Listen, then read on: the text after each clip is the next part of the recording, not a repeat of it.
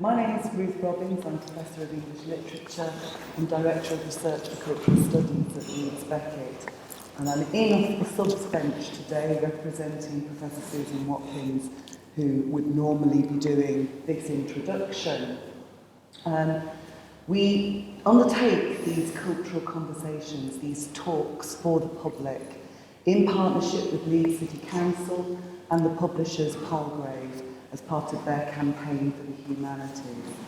And what we're trying to do is to bring our research to you, find out what you think, but also for you to tell us what we might also be doing differently or better. And we often get really good tips from the public. No pressure, but it would be great if you've got anything that you wish to say. We are filming today's talk. It's really the talk that's being filmed.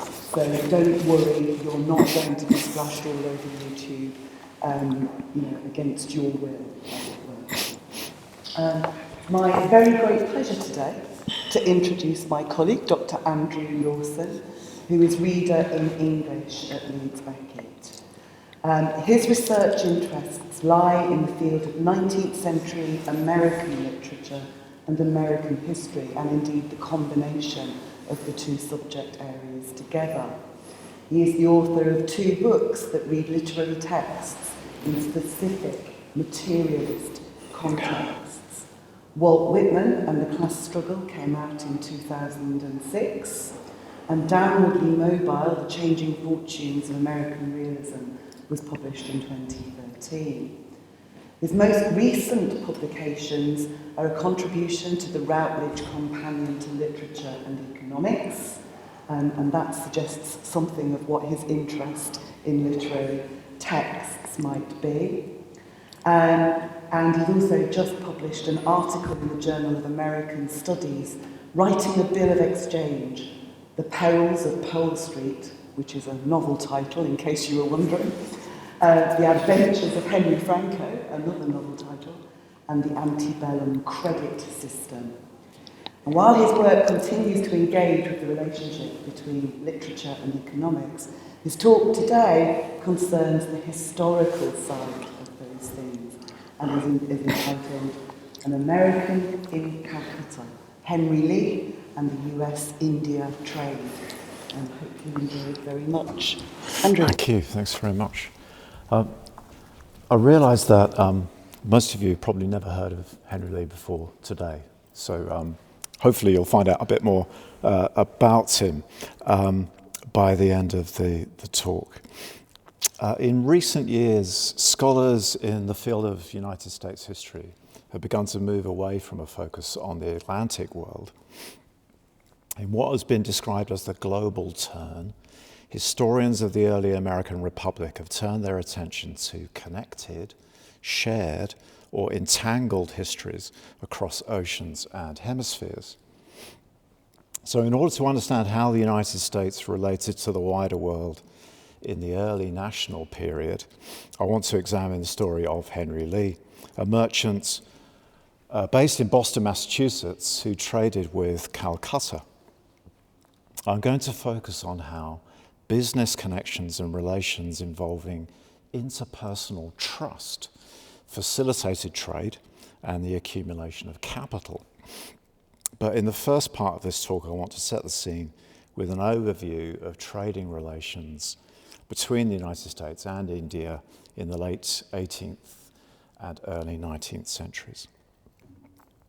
Henry Lee was born in 1782 to a family of aggressively enterprising New England merchants. He was the youngest son of Elizabeth Cabot Lee, the daughter of a prosperous Salem merchant, and Joseph Lee, a shipbuilder from Beverly, Massachusetts. Like many American merchants, Lee's father had become wealthy during the War of American Independence by investing in privateering ventures. Government-sponsored raids on enemy shipping. Essentially, ships from hostile nations would just raid each other and each other's shipping and take their ships and their cargoes as prizes. enormous number of American merchants became wealthy in this way during the Revolution. The creation of the United States of America presented American merchants like the Lees with new opportunities to become global traders. Because they were no longer restricted by the British Navigation Acts, American merchants could send their ships directly to places like Calcutta or to Canton in China. Between 1794 and 1815, American merchants purchased merchandise from India worth $43.7 million, the bulk of it in cloth from Bengal. Many of these goods were then re-exported from the United States to markets in the Caribbean and in Europe. Yankee merchants were interlopers and boundary crossers, breaking into trade circuits created and maintained by foreign empires. Trade was a risky business in a period when large parts of the world were convulsed by continuing wars between Britain and France. But since merchants could charge higher prices for goods affected by wartime shortages, the potential for profits in war were actually greater. More risk also meant potentially more profit. One of the biggest investors in voyages to India was the Salem merchant, Elias, Haskett, Darby, who you've been introduced to prematurely, whose ships were the first American vessels to reach Calcutta and Bombay. On his death in 1799, Darby had accumulated wealth amounting to just over $1 million, making him perhaps the first millionaire in American history. Darby's fortune was built on the world's most commonly traded commodity, Indian cotton cloth. Now, many of you will be aware that cloth was produced in India under the monopoly control of the London East India Company, which made cash advances to producers in the countryside via local agents. Three main types of India goods were handled by merchants like Henry Lee. An important part of the Lees' business involved the re-export of Indian cloth to the west coast of Africa. Along the so-called Guinea coast, stretching from present-day Liberia to Nigeria, cloth functioned as currency exchanged between Europeans and African traders for enslaved men, women, and children. The cotton goods market in West Africa was dominated by Guinea stuff, as it was known, cheap, durable Indian cloth resold by Europeans. West African consumers favoured checked and striped cloths known to Europeans as ginghams or checks. And this slide shows an example of some imitation Guinea cloth made by a British manufacturing firm, the firm of Benjamin and John Bower in Manchester, from 1771. And samples like this are among the few remnants to survive of this kind of cloth, which has not been preserved for fairly obvious reasons. The preference for West African consumers was for these yarns dyed in specific colours, red and blue. And these were the most extensively exported Bengal cloths. The Lees also supplied cloth to the West Indies, where plantation owners provided their human chattel with clothes made from coarse, low-quality fabrics like these. American merchants also imported large quantities of handkerchiefs, square cloths of cotton or silk, popular as neckcloths, head coverings, and bundle wrappers. According to Susan Bean in her book Yankee India, the most popular handkerchiefs were silk squares from Bengal, known as bandanas, from the indigenous word for tie-dyed. These smooth, glossy silk handkerchiefs, dyed in spotted patterns on a yellow, blue, chocolate or scarlet ground, were produced in the region around Kosimbazar and Murshidabad, the old Mughal capital of Bengal, upriver from Calcutta. In the 18th century, the designation bandana was extended to include printed silk squares known as chopper rumals in exotic floral designs of red, beige, and black. More luxurious textiles, such as fine woven muslins and silks, were imported in smaller quantities for consumption by fashionable elites. Chintz was finely painted and resist-dyed cloth used for decorative household furnishings, including these palampours, large bed covers or hangings decorated with luxuriant tree-of-life designs. Chintz was used more generally to refer to any elaborately patterned cloth. Now, the India trade was profitable because all of these goods were cheap to buy in India compared to their resale price in Europe or the United States, with a markup of between 70 and 120%. India goods were cheap because the East India Company used its monopoly power to drive down the costs of labour. Intermediaries at each level of procurement absorbed most of the cloth's value, leaving a minimal residue for the weavers, the people who had actually made these beautiful objects. Since Asian merchants would not give credit to strangers from the other side of the world, a Western merchant arriving in an Indian port needed to bring hard cash. The most widely circulated coin in Asia was the Spanish-American peso, manufactured from silver mined in Mexico and legal tender in the United States. Because it was also fighting a naval war with Britain, Spain had opened its Caribbean and South American ports to American ships. American merchants called at ports like Havana and Buenos Aires with supplies of meats, lumber, and livestock, and returned home with cargoes of milled silver dollars. As well as having a reservoir of silver on their doorstep, American merchants sailing to Calcutta had another competitive advantage. Silver was in chronically short supply in Bengal, where it was being diverted to China to pay for tea and silk, or repatriated to London in the form of trading profits. As Sir Francis Baring pointed out, American shipping was the only door of consequence through which silver flows into India. Whoever brought the white metal to India ought to be welcomed with open arms. In the next part of the talk, I want to describe how Henry Lee entered the India trade, using the evidence of his letters, which were published in 2 volumes in 1937 by Kenneth Wiggins Porter as the Jacksons and the Lees.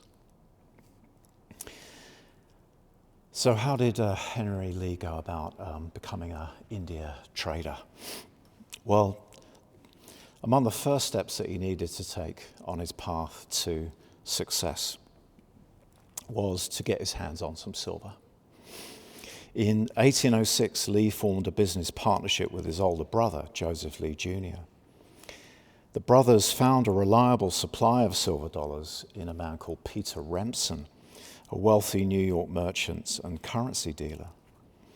The Lees paid Remsen a premium of 1% for his Spanish dollars and recommended him to their mercantile friends as a trader who was perfectly safe. Another requirement was to make a socially advantageous marriage. Close family ties were extremely important among New England merchant families because they provided a mechanism for pooling the capital of the individual families and mitigating risk. So in 1809, Henry Lee married Mary Jackson, the daughter of this man. The prominent Newburyport merchant, Jonathan Jackson, who was, very conveniently, the treasurer of the Commonwealth of Massachusetts and the first president of the Boston Bank. And words like suave, worldly, and extremely self-confident, could have been invented to describe Jonathan Jackson as he appears in this portrait. The most useful connection, though, that came from Lee's marriage to Mary Jackson was Mary's older brother, Patrick Tracy Jackson, who'd recently established himself as a Boston merchant, importing coarse cotton goods from Calcutta and Madras for re-export to Havana, Cuba. And I hope you can see on this slide a map of Boston, which shows some of the spatial relationships involved. Jackson had formed a business partnership with one of Lee's cousins, Andrew Cabot, scion of another of Boston's merchant families, with premises at 52 India Wharf. The Lees, the Lee brothers, traded from 9 Phillips buildings on the corner of Kilby and Water Streets, just a few blocks away from Jackson and Cabot. So these 3 merchant families, Jacksons, the Cabots and the Lees, closely related by marriage, business location and trading interest, formed a kinship-based commercial network. Historians get very excited about networks these days. Networks is, possibly one of the most favoured metaphors for describing how business works or worked in this period as well. Patrick Tracy Jackson was renowned for his sanguine temperament. Sanguine meaning that he was optimistic by nature with an appetite for risk. In 1810, Jackson increased his investments in India voyages, speculating that armed conflict and political uncertainty would deter other investors and leave the field clear. But American merchants were not deterred. Increasing numbers of them followed the Jacksons and the Lees in sending ships to India and China, making dollars scarcer, harder to obtain, and therefore more expensive. India traders resorted to what would now be called leveraging. In other words, taking out high-interest loans on the security of their chief asset, the cargoes in their ships. Jackson was able to stay afloat in this period of monetary pressure, but the Lee brothers found themselves overextended and unable to pay their creditors. In early March of 1811, the firm of Joseph and Henry Lee went under. Jackson managed to disentangle his own affairs from those of the Lee brothers, but the creditworthiness of everyone involved in the failure had been seriously damaged. In early August of 1811, the partners and associates came up with a plan to restore their fortunes. And this is the next part of the story I want to tell. Lee would sail for Calcutta on the Reaper, a brig owned by Andrew Cabot. As the ship's supercargo, or purchasing agent, Lee would receive 2.5% of the funds handled, plus a privilege of 10 tons in cargo space. In other words, Lee was going to have to go to Calcutta as an employee, not as a proprietor or merchant. This was a humbling experience, one imagines, a fall from grace. You have to imagine, because people in their letters never write about these kinds of emotions, how it actually felt to have to go on somebody else's voyage. At the age of 28, Lee had been forced to abandon his life as a sedentary merchant and undertake a voyage to India, a venture on which his personal fortunes depended.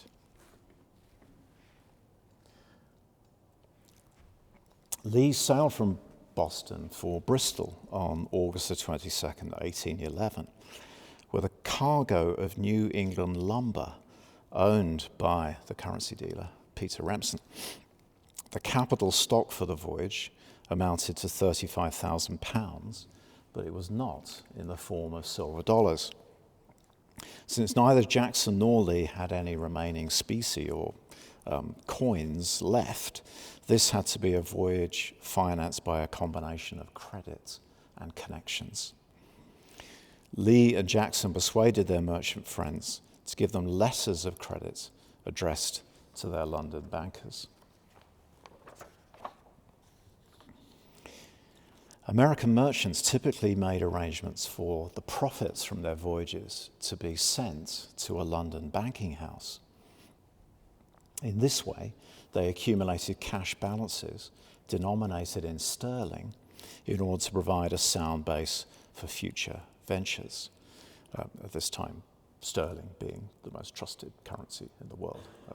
No longer the case, unfortunately. Both Lee and Jackson kept accounts with the expatriate Boston merchant Samuel Williams, a partner in the private London banking firm of Wells and Williams. So when Andrew Cabot invested £5,000 in the Reaper's voyage, he did so simply writing a letter of credit to Williams, giving his permission for Lee to draw on the funds in his account. The graph, the map, I should say, shows what I think I know about the voyage that Lee took with some guesswork. But the Reaper definitely called at Madeira and probably at Cape Town, arriving at Calcutta on May the 20th, 1812. Lee planned to stay for 4 months. So here we are in Calcutta, which we have a beautiful collection of aquatint paintings by the artist James Bailey Fraser. Things got off to a bad start. Cotton goods were expensive and the price of raw silk had almost doubled. Silk bandanas, the article Lee was desirous of obtaining, could not be found in the bazaars, the street markets of the city, or in the manufacturing centre of Cosin Bazaar. Lee sent purchasing agents up country to make contracts for 7,000 pieces, deliverable in 2 months. He bought some bales of coarse white cotton, which he had dyed blue or printed to make chintz, or at least look a bit like chintz. But he was worried that his cargo would be badly assaulted. In other words, it wouldn't have the right combination of attractive commodities that would make a profit for the investors. Lee's letters to his wife reflect his troubled state of mind and his difficulty in assessing acceptable levels of risk. He told Mary that he expected to make something like $1,000 from the voyage on his own account, but he was not prepared to hazard more than $2,500 of his own property. I must hold on to this little capital, Lee told his wife, and endeavour to build up my circumstances. So the human drama of the story involves Henry Lee's efforts to turn $2,500 into a fortune that would sustain him and his family for the immediate future. The main problem Lee had to deal with was the time it took for news to arrive in Calcutta. He was 10,000 kilometres from London, and before steamships and the telegraph, communication was restricted to letters that travelled at the speed of ships, meaning sailing ships. This was particularly frustrating because, like any merchant, Lee needed information on market conditions and geopolitical events likely to affect trade. And in the period of the Napoleonic Wars, there were plenty of geopolitical events likely to affect trade. One morning in late September, Lee heard that an American ship had just arrived from Mauritius with a letter dated April the 8th, reporting that the United States was about to impose an embargo on trade with Britain and that war would follow. Now, the reason for this crisis in diplomatic relations was basically the impressment of American seamen by the British Navy. So British naval ships were seeking out recruits among American seamen and just capturing them and making them work on their vessels. And this outraged Republicans in Congress. Politicians in the United States became convinced that trade embargoes would force Britain and France to respect American rights at sea. Lee managed to dispatch the Reaper from Calcutta on October the 25th, but war had in fact broken out on June the 18th, just 1 month after the ship had docked. When news of the outbreak of the War of 1812, as it became known, finally reached Calcutta on January the 14th, 1813, Lee was made miserable. He hadn't managed to invest all of the capital for the voyage, and an already lengthy separation from his family would be prolonged further. He couldn't ship more goods home because war had pushed insurance costs on Indian cargoes prohibitively high. To make matters worse, no one, apart from his wife, was sending him letters. Patrick Tracy Jackson, his esteemed brother-in-law, was strangely, infuriatingly silent. Lee's imagination turned morbid. He became convinced that the Reaper would be captured by British forces and its cargo taken as a naval prize. In fact, on March the 20th, 1813, the Reaper slipped past the British blockade and arrived in Boston with a cargo valued by one newspaper at least at over $500,000. I'm not sure I believe the newspaper report, but it made it a sensational story in the Boston press. Mary Lee wrote to her husband that the ship's safe return had acted as electricity upon everyone. But it would be months before Lee would learn of the vessel's safe return. In the meantime, he had to adapt to his situation. Calcutta was an imperial city, the administrative centre of British India. The city was dominated by the vast government house building on Esplanade Row, completed at enormous cost in 1803, with ceremonial gateways suggesting ancient Rome. In case anyone missed the point, the marble walls of the state dining room were lined with the busts of the 12 Caesars. Lee declined invitations from several gentlemen in business, but he told Mary in April of 1813 that he had dined twice at a house where business introduced me. I mean, most of the time, Lee in Calcutta stayed in his room and read books. Extremely dry, boring books, actually, about to say. He read Paley's Evidences of Christianity and philosophical works by John Locke. But on this particular occasion, he decided to venture out and socialize. And the house he went to, I think, was probably this one, the mansion home of John Palmer on Lal Bazaar, where the splendor of European Calcutta merged into the crowded streets of the Indian city. Palmer was a senior partner in one of the city's biggest trading houses, or agency houses as they were known.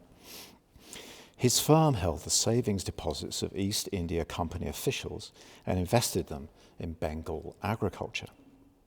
In order to drum up business, Palmer made a point of entertaining well-connected strangers like Lee.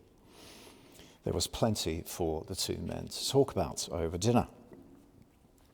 First of all, the East India Company was about to lose its centuries-old monopoly. The company's own customs data laid before the House of Commons showed that private American traders were shipping more goods by value from the company's Indian territories than the company itself. An outrageous circumstance. Parliament decided in 1813 to give British free traders the chance to wrest the Indian trade from American hands. A veritable deluge of fortune hunters was about to descend on Calcutta, but the city was eerily quiet. In expectation of rising prices for piece goods, contractors sat on their hands. With the bazaars empty, Lee had to look elsewhere for ways to invest his remaining capital. Palmer would have been of interest to Lee because the Englishman was one of the biggest investors in Bengal's indigo factories. There's another picture of Calcutta showing the shipping. Peasant farmers in the countryside harvested the leaves of the indigo plants, which were fermented in vats of water in order to extract the dye, which was then dried and cut into cakes. Aware of strong demand for colour-fast dyestuffs from British textile manufacturers, the East India Company had encouraged indigo production in Bengal, but the industry was now largely in private hands.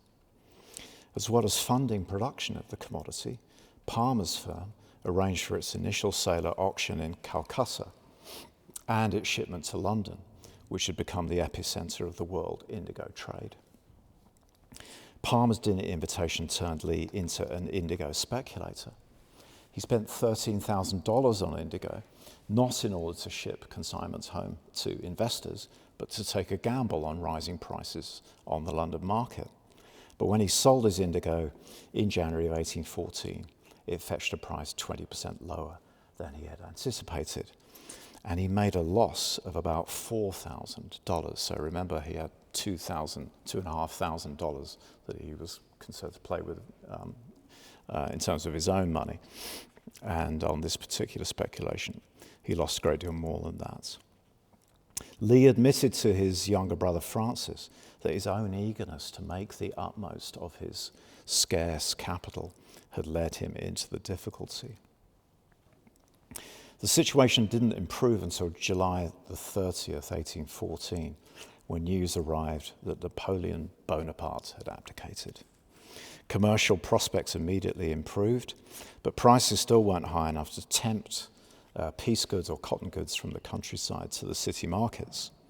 So Calcutta's private traders embarked on a speculative spree in other commodities, buying up raw cotton, silk, and indigo. Lee decided that he would continue to speculate on the rising market for Bengal produce and invest the profits in piece goods or cotton goods when they became available. Because of the war between Britain and the United States, he couldn't ship goods home, but in Samuel Williams he had a trusted London agent who could dispose of his India cloth once he had it. In the meantime, Lee bought up coffee and pepper, along with over 6,000 pounds in weight of nutmegs. Psychoactive drugs are always popular. And 82,000 pounds of sugar. He sent an agent to Cosin Bazaar to purchase bandanas and place an order for 1,000 chopper ramals to be made. When British private traders began arriving in Calcutta in January of 1815, Lee was ready to begin sending purchases to London. On January the 24th, he shipped the bandanas and nutmegs. On February the 27th, he sent 600 pieces of seersucker and 3,000 chopper ramals. On May the 16th, 1815, Lee received the news that the war between Britain and the United States was over. It had actually ended on December the 28th, 1914. Now that the war was over, Lee could send goods to American ports. He sat out the summer months, waiting for the British to leave and prices to fall. During this interval, he made careful arrangements for Samuel Williams in London to provide him with the credits he needed for a new round of purchases. In order to undercut the English private traders, Lee drew on as much local knowledge as he could. He studied the sources of cloth and methods of production and learned enough Bengali to converse with the bazaar merchants and to understand conversation between brokers. He spent November and December scouring the countryside, making spot purchases in local retail markets. And he was very excited at the bargains he found by venturing into the countryside, which cost him, he told his brother Francis, between 10 and 15% less than his last Calcutta purchases, ensuring what he described as a certain and probably a great profit. A steady stream of British and American vessels was now arriving in Calcutta with naval supplies and luxury goods. Lee snapped up freight space on ships bound for Boston and Philadelphia with cargoes of gradually increasing value. On February the 1st, 1816, he sent a cargo to Peter Rempson in New York on one of the Lee family's own ships, the Romdelal Day, containing guinea cloth, bandanas, 5,000 pieces of chintz, and 5,000 palanquins. On March the 1st, 1816, Lee finally left Calcutta on the Port Sea, bound for Liverpool and New York. The ship arrived in New York on July the 9th, 1816, after a voyage of 100 days, with over 900 cases of peace goods and 500 chests of indigo, as well as some pepper and coffee. Lee had been absent from the United States for nearly 5 years, but instead of returning home to his family in Boston, he stayed in New York in order to devote himself to the sale of the Port Sea's cargo in Havana and Virginia. From New York, in September of 1816, Lee wrote to John Palmer in Calcutta, thanking him for many instances of kindness and friendship. His shipments had resulted very profitably, Lee wrote, sufficiently to enable me to pass the remainder of my life with my family. The most profitable part of his own investments had been in the Lee's old established line, coloured and blue goods wanted for export to the West Indies and South America. 500 chests of indigo bought by Lee turned out, predictably, to be a disaster. Only small quantities could be sold in America, and most of it had to be re-exported to London for an already saturated European market, in some cases at a heavy loss. One of the mysteries of Lee's life as a trader is his infatuation with indigo. On Lee's return, the reasons for Patrick Tracy Jackson's silence became clear. Perhaps forgivably, Jackson had given up on trade completely, trying to make a fortune juggling cargoes, arranging credit, evading capture by enemy shipping, dealing with all of those vicissitudes and difficulties had got to him. And Jackson decided it was a much better bet and a quieter life to be a manufacturer. So he was now the president of the Boston Manufacturing Company. The firm's soon-to-be famous Waltham factory was busy churning out mass-produced cotton cloth on power looms tended by the daughters of New England farmers. Worse still, Lee's brother-in-law and former associates had succeeded in persuading Congress to impose a protective tariff of 25% on imported cotton cloth from places like India, thus severely affecting Lee's business. The tariff took effect just a few days before the Port Sea arrived. Events on the other side of the Atlantic were also moving fast. Britain embarked on its own strategy of import substitution, as it's known. That was replacing things that you used to import with things that you manufacture yourself. Britain protected its own textile manufacturers with tariffs on Indian goods, while opening up the Indian market to a flood of British-made cloth. In the words of the Indian historian Elias Tripathi, the decline of Bengal's indigenous cloth manufacture left the primary producers a helpless prey to international economic forces, swayed by the vagaries of industrial capitalism. India was relegated to the subordinate and complementary role of a raw material producer. So, silver dollars and kinship-based commercial networks connected a diverse range of people in complex patterns of dominance and dependence. West African consumers and West Indies plantation owners, ordinary Americans and northeastern elites, London merchants, Calcutta traders, and Bengal weavers were brought together across continents and oceans in the pursuit of private profits and national wealth. In this entangled global history, Henry Lee can be said to have played his part. Thank you very much.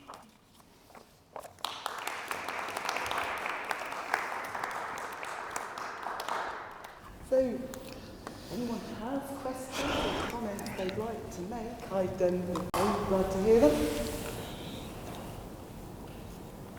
Sorry, I finished 5 minutes early. Can I ask a question? Of course you can. I was interested in what you were describing there as the networks of relationships. So people get married, they kind of know each other in social ways, and this enables trade and is kind of... is there any difference between that kind of set of relationships which hold power in a particular elite group and say, for instance, the way that a European aristocracy might behave? Yes, I think so. Well, interesting question. Obviously, they didn't have land, so they didn't really have that kind of permanent wealth in the form of real estate, at least to begin with. Some Boston merchants who were successful did buy country estates and tried to sort of emulate what they imagined to be the lifestyles of European and particularly British aristocrats. But most of the time, they were buying cheap and selling dear. So their economic model, if you like, or their economic lives were, I would say, riskier in that sense than someone with land and landed property. What I tried to show was the levels of risk that Lee and his family and his friends were dealing with in this period. And I think those levels of risk actually make personal connections and interpersonal trust more important. So yes, families are important, but there's a whole range of other people that you have to be sure of. You have to have trust and faith and confidence in to do business.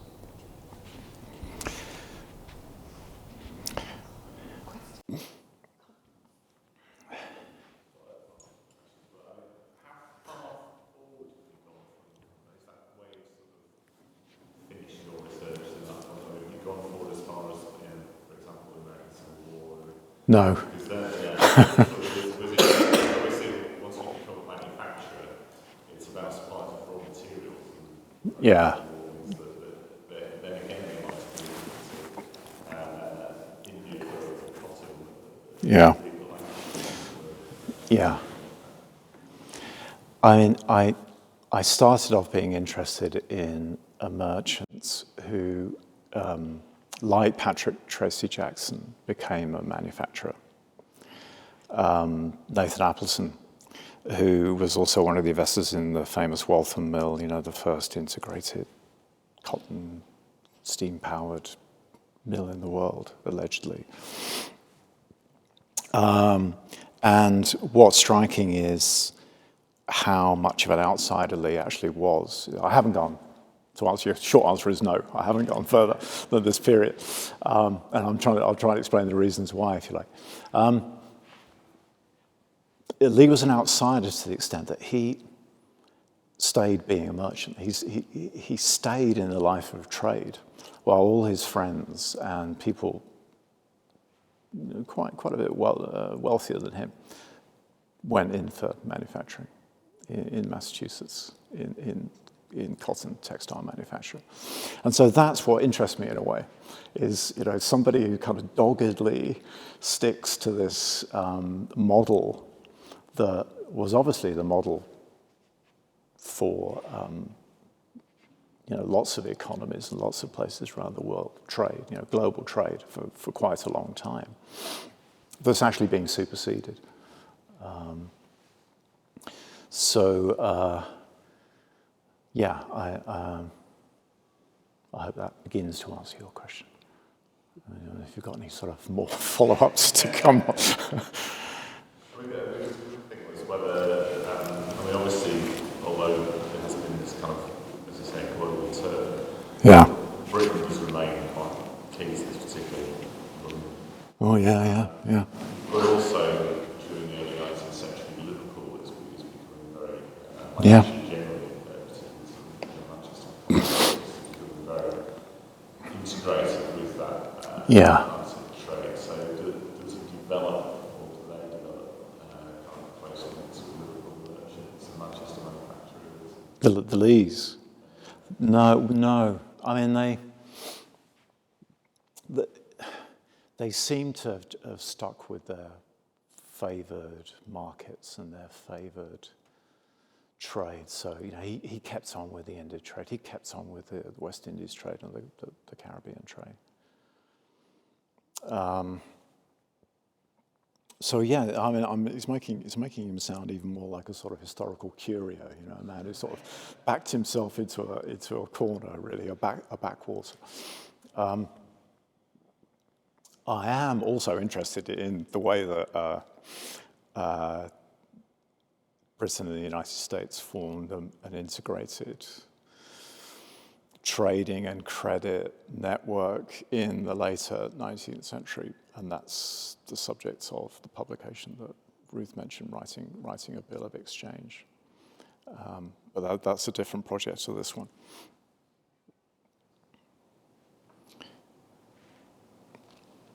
I'm going to ask one last thing. I'm kind of, sorry. I'll ask my thing and then you can ask your thing. I'm interested in what you were saying about the letters as evidence. Yes. Because obviously we both start in literature, so we're quite interested in individual emotions, in how people express or don't express those. Yeah. So you've done this archive research on the letters. What do they actually read like? Do they read like letters that we would recognise? No. They're incredibly dull. There's hardly any emotion in the letters. Well, no, that's not quite true. The letters are mostly business letters, so they're mostly obsessive reports on trading conditions and information about prices in particular markets, and obsessive requests for information of similar kind from other people for pages and pages and pages. It's the price of indigo, the price of nutmegs, whether so-and-so's got some species they can sell you, etc. There are moments of the affect or emotion, I guess, would come through in Lee's business letters, just occasionally, to express exasperation. So one of the things that 18th century, early 19th century merchants seem to have got very upset about were infractions by younger family members.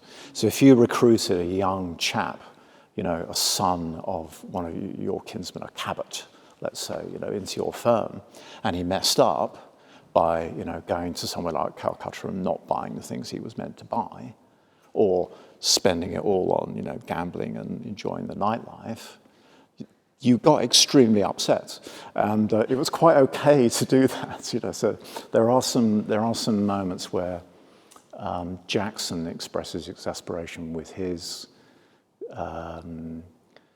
nephew, I think, or cousin, I can't quite remember, but a connection of his. The only time that the heart is unburdened is in his letters to his wife, which are like a separate genre completely, because there's no prices, there's no money, there's no currencies, there's no quantities mentioned at all, except for that one quote about, I must hold on to my little capital of $2,500, I'm not going to risk any more than that. And the rest of it is all about how much he misses her, how much he regrets the choices he's had to make, how much, how worried he is about his situation and so on. So there is a real schizophrenia in the letters between the dramatization of the separate spheres. Yeah, almost. Yeah, except of course he did live in to some extent in both. Yeah.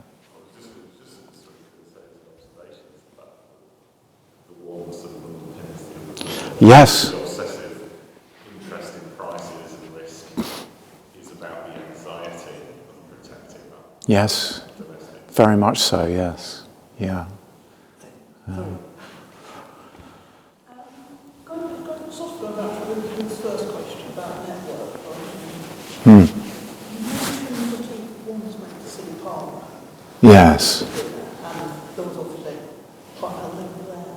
But also that same sort of strong network either within the British community or even linking Yeah. within Calcutta. Well, the financial community in Calcutta seems to have been based very much around these trading houses or agency houses, and there were a kind of big five of them that dominated the market, and Palmer's firm was one of the big five. The way in which that works in Palmer's case is interesting because he definitely was a kind of mover and shaker and a socialite. For business reasons, because he wanted to get the salaries of East India officials and army officers into his house, which is basically like a private bank combined with a trading floor, essentially. So it's interesting. I need to find out more about this, but it's interesting that there were social distinctions in Calcutta that were very clear between classes within European, mainly British society, between British and Americans who were sort of ruffians and upstarts who that weren't to be sort of treated at all seriously, except in Palmer's case, which is what makes him interesting. And Lee did feel very socially isolated. Like I say, he did spend most of his time in his room reading dull, improving literature.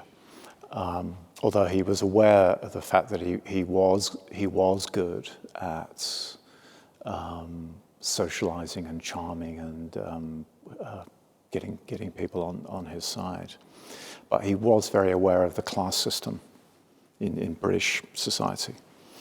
And he felt that the British, the Indian merchants were extremely, the indigenous Indian merchants, Calcutta merchants, were extremely good at their job, but all they talked about was business.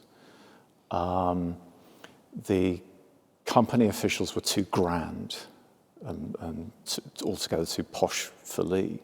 And the ordinary class, what he called the other class of sort of merchants and shopkeepers and so on, were just beneath him. So he had no real community, if you like, during his time in Calcutta, but it was a very stratified society, I think, one I can tell. Well, everybody, thank you so much for coming. It was a miserable day to come out on, and I hope you enjoyed Andy's talk. I hope you enjoyed Andy's talk. Thank you again. Thank you. Thanks.